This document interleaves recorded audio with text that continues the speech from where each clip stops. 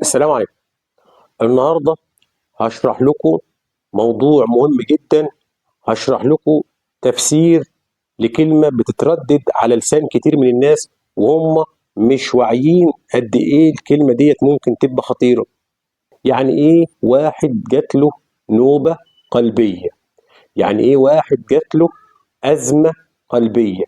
يعني ايه واحد جات له تريزة في القلب؟ يعني ايه واحد جات له جلطة في القلب؟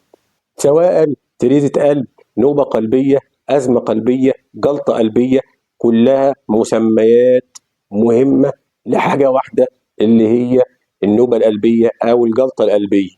بتحصل النوبة القلبية أو الأزمة القلبية لما بيحصل انسداد تام في الشرايين التاجية، والشرايين التاجية هي الشرايين المسؤولة عن تغذية عضلة القلب ومد الدم وتوصيل الدم لكل حتة في القلب.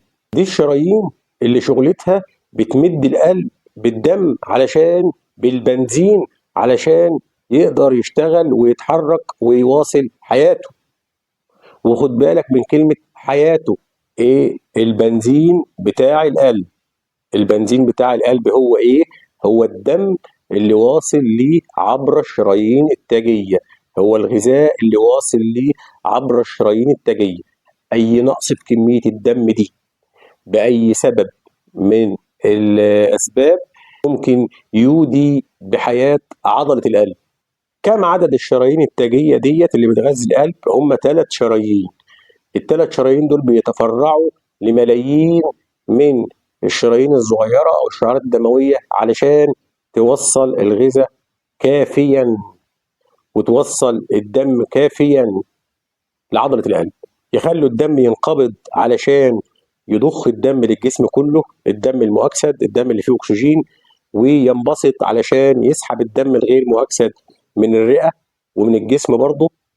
يبقى القلب علشان يشتغل محتاج بنزين، محتاج طاقة، بيجيله البنزين ده منين؟ بتجيله الطاقة دي منين؟ من شرايين القلب.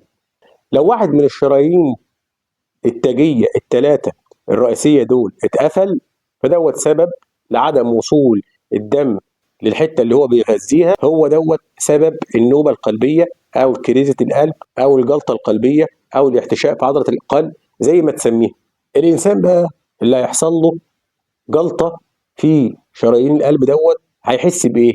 أول حاجة آلام مبرحة في القفص الصدري، كتمة شديدة في صدري، ألم شديد في صدري، ضيق شديد في صدري، مش قادر آخد نفسي، أفك زراير القميص، أفك الجرافطة عشان أعرف آخد نفسي برضه مش قادر، ألاقي جسمي كله بيتصبب عرقا، تبص تلاقي عرق غزير وبالذات عرق ساقع، تضعف كل قوة جسمك ما تبقاش قادر تتلم عليه، ما تبقاش ماسك أعصابك كلها تفك من بعضها، ممكن يحصل غممان نفس أو ترجيع.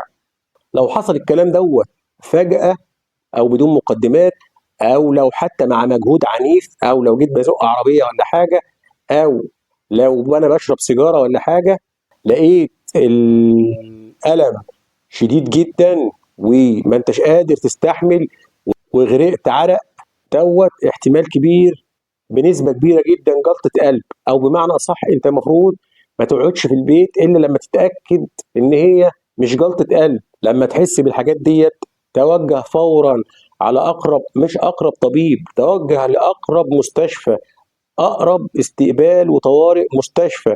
لازما تروح تعمل شوية تحاليل ورسم قلب وإشاعات تتأكد إن دهيت مش جلطة قلب. تتحرك فورا لأن الدقايق بتفرق جدا، الدقيقة هنا بتساوي حياة، حرفيا الدقيقة ممكن تفرق في عمرك. تتعالج ازاي؟ لو وصلت المستشفى في الوقت المناسب، لو ما وصلتش متأخر ممكن يدوك دواء يدوب الجلطة، ممكن يعملوا لك قسطرة يسلكوا لك الجلطة دي على طول والقلب يتعافى منها تماما ويطلع منها سليم تماما. لكن لو اتأخرت قد يحدث ما لا يحمد عقباه. يبقى اتفقنا ان النوبة القلبية هي الأزمة القلبية، هي جلطة القلب، هي كريزة القلب، هي احتشاء عضلة القلب، كلهم مسميات لحاجة واحدة. وديت مش جلطة في القلب نفسه، لا دي جلطة في الشريان أو في أحد ال3 شرايين الكبيرة المغذيين للقلب. يا رب تكون الأمور وضحت. تابعنا علشان تعرف الجديد. لو عجبك الفيديو اعمل